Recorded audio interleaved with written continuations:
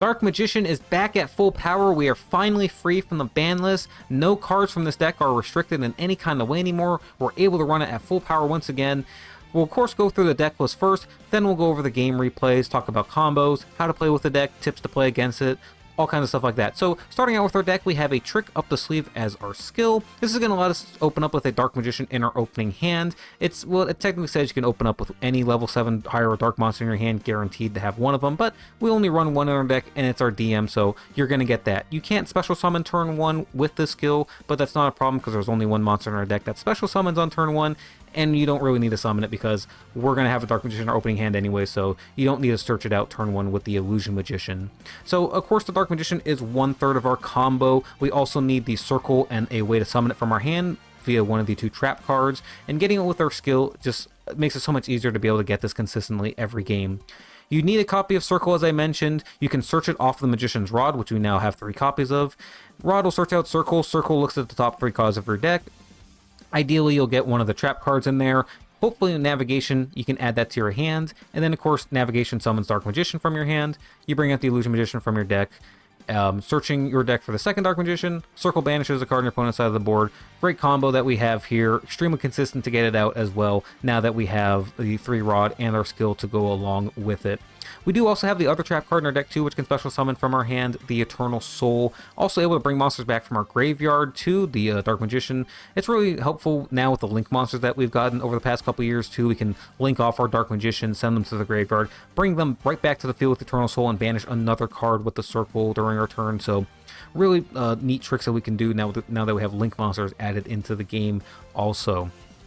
Going through the rest of the deck, we have I mentioned the one of Apprentice Illusion Magician already. Again, we need this to summon off Navigation to get our second Dark Magician.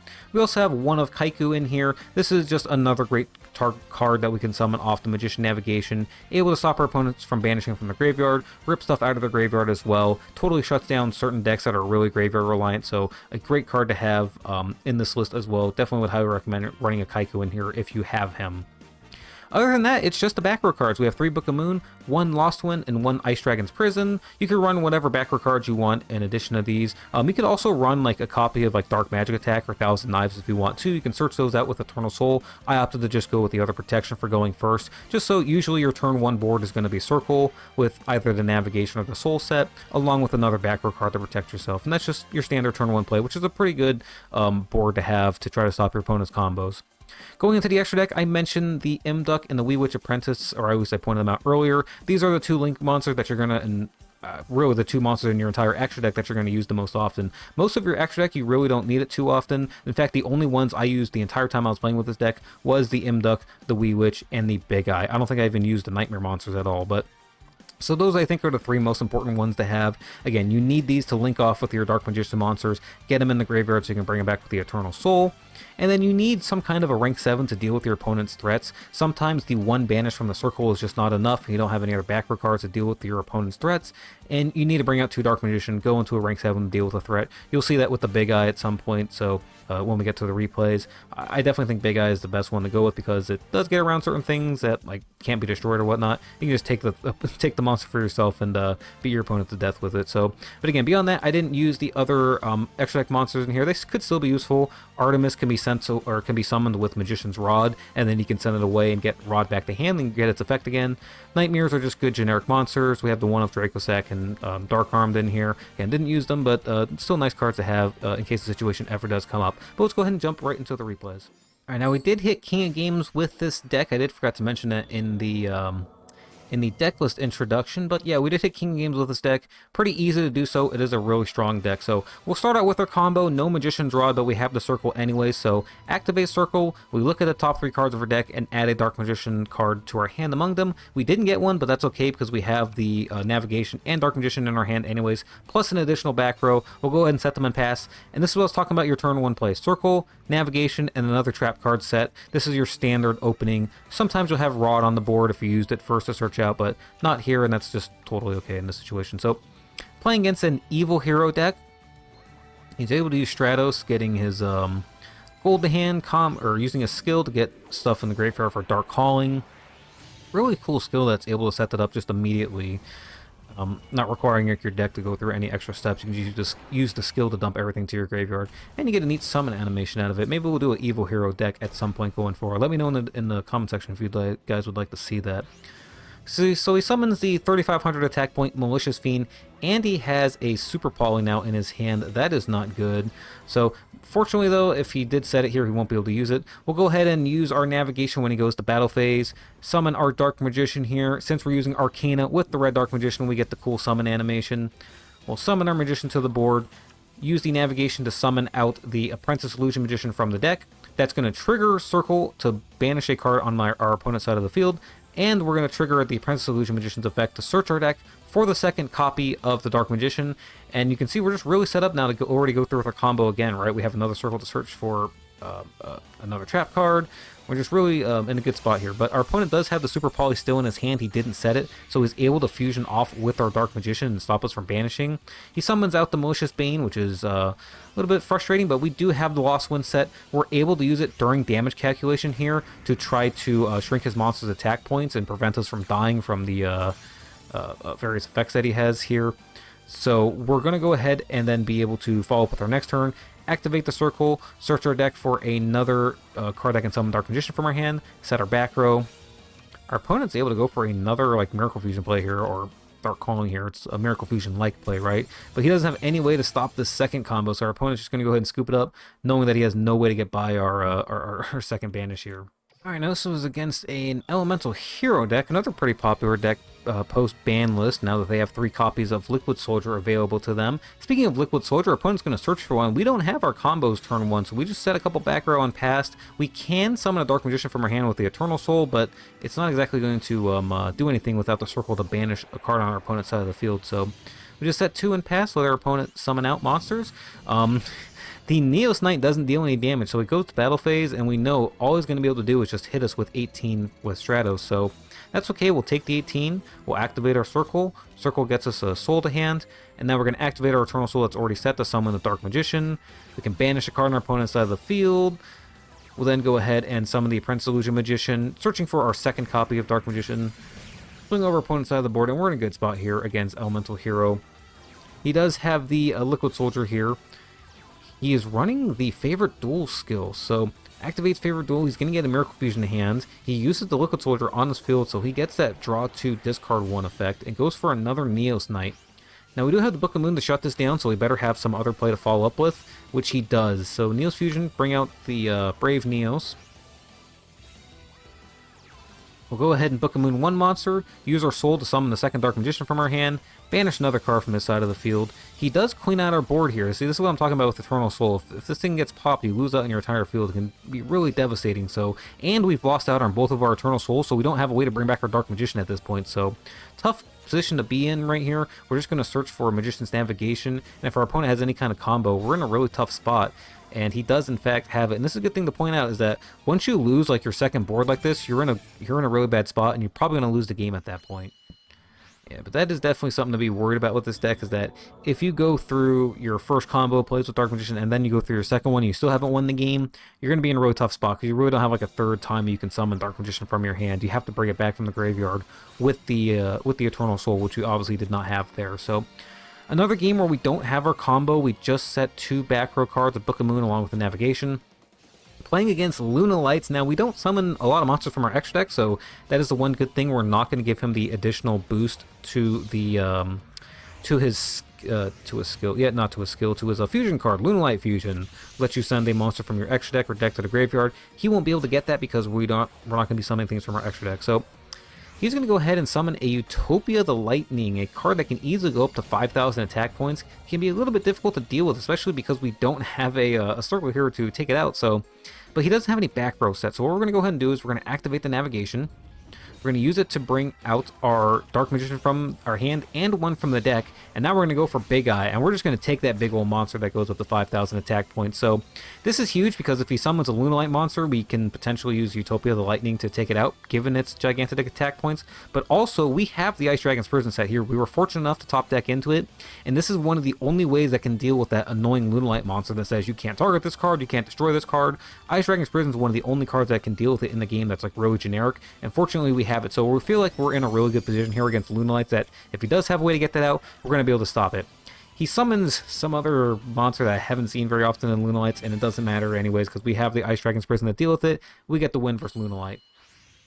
I should also mention that there were several other players who played this list after the ban list came out in tournaments and did pretty well with it. One of them is Sune, an old teammate of mine in Dueling, who did really well with this deck in a couple of different tournaments with it. So I had a couple differences from his list and mine, but it's very similar though, and a lot of the ideas came from him, as well as a couple of other players, but I definitely wanted to point him out in particular. So playing a mirror match here, and we have our combo, right? We have our circle on board, we have navigation and another back row set. Our opponent is playing the secrets, or playing the more like fusion-oriented build, or I should say more fusion-oriented build, using a Gathering of the Disciples, not a skill I see too often. Interesting what you see when you get like more than halfway through the month in the Legend rank of Duel Links, right? These were the matches that made me hit King of Games, so it's really easy to do so with this deck. In all honesty, it's a pretty solid deck. It might not be the best meta deck, but it's a really good deck. So here's an important thing to know if you're playing against, I guess you would call it a mirror match, but if you're playing against a Dark Magician deck that's running the Fusion monster,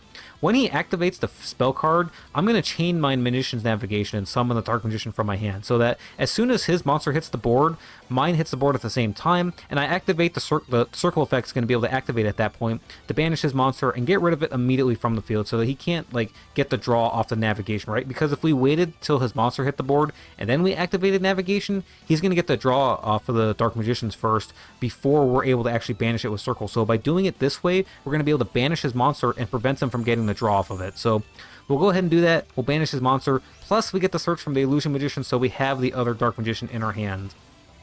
So we'll follow up with the Magician's Rod, and at that point it's just too much for our opponent. He has nothing left and we get the win.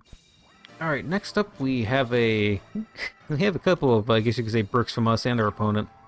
So our opponent turn 1 just set 1 back row. We set 3 back row turn 1. Didn't have our circle to combo off with. We had quite a few games in this replay. I didn't realize how many I saved that were games where I didn't combo off on turn 1. So, but we're playing a Necroz deck here. I think I mentioned this in the decklist preview here. So playing the Necroz player, he activates the Kaleidoscope, able to summon a Trishula and a Klausulus from his hand. So he goes for the double summon. We're going to go ahead and bring out the Dark Magician from our hand with the navigation, and going to go ahead and summon a monster from our deck, and that is the Kaiku. And our opponent's actually in a really tough spot here because we have the Lost Wind to deal with his Trishula and a Book of Moon. We can basically shut down his entire board here. And now, because we have Kaiku on the field, he can't banish Necroz cards from his graveyard to activate the spells to get them back. So he's kind of in a tough position here. He tries to swing, we activate the Lost Winds on his Trishula during damage calculation, so his monster dies, he takes the damage, and we get a banish from his graveyard, and our opponent just realizes the game is over, and he goes ahead and scoops right there. Kaiku getting it done. Alright, so going first against a Trickstar deck, we have our full combo here. We actually opened up with the Magician's Rod. I swear in a lot more of our replays I had this combo where I opened up with Rod. So this is the ideal turn 1 board you're going to have again. We saw it earlier, except we have Magician's Rod in our field, Navigation Circle, and another back row set. So playing against Trickstars, he summons the Candina, and he adds the light stage to hand. Now this is actually kind of problematic, because light stage has a second effect besides its search effect. He can actually have a card on your side of the back row be frozen for the turn, so you can't activate it. So we're going to go ahead and chain when he does that. He's going to try to freeze our navigation. We're going to chain summoning the Dark Magician from our hands and bring out the Apprentice Illusion Magician from our deck. That's going to let us go ahead and banish his field spell and search our deck for another Dark Magician card. Just wanted to do that now so we didn't get frozen in place here and didn't have a chance to respond with it. And this way we can at least have the follow-up for next turn by getting the additional Dark Magician, putting stuff on the board, and getting our navigation in the graveyard to negate whatever back row cards we need to, because Trickstar sometimes plays a number of back row cards that you have to be able to deal with. So, but our opponent has the Festival here, which is going to let him summon a couple tokens and go into the Link summon of the Trickstar Holly Angel, giving him this nice cool little summon animation. And that's kind of problematic for us because our other back row card that we have set is Ice Dragon's Prison, and he doesn't have a monster in graveyard because he used the tokens to make this thing. So a little bit problematic, especially when he's giving himself an extra 2,000 life points and activating Coralbane from the hand. It's going to put us in a really bad position. I also want to point this out real fast though. if you're playing against Dark Magician and they have a full board of monsters, make sure you attack the Apprentice Illusion Magician first, because it does have the effect to, like, it's like a collude effect. You contribute itself from your hand or field to give another monster on your side of the board 2,000 attack points. So don't forget about this, and if you're playing against Dark Magician, make sure to attack the Apprentice Illusion Magician first before you attack the other monsters. So just a little word to the wise there. So our opponent is smart and makes the right decision there. He swings over a monster. I see him attacking our Dark Magician here. He must have another way to kind of shut this down. So I go for the IDP to try to banish his monster to prevent him from killing my Dark Magician with whatever hand trap he might have.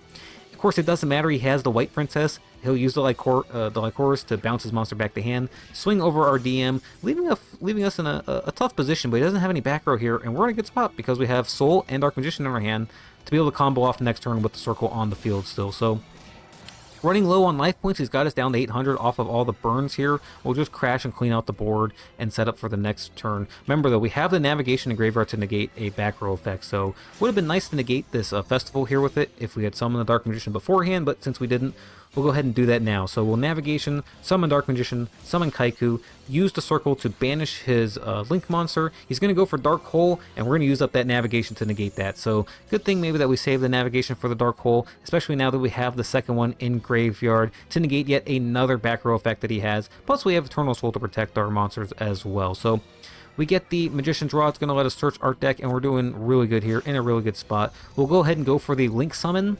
As I mentioned, the Eternal Soul can bring back your Dark Magicians from the graveyard for free, so go for the Wee Witch Apprentice, use the Eternal Soul, bring back the Dark Magician, banish his monster. It's going to clear everything out, and we have more than 6,000 damage, enough to finish him off here. We get the win against Trickstar.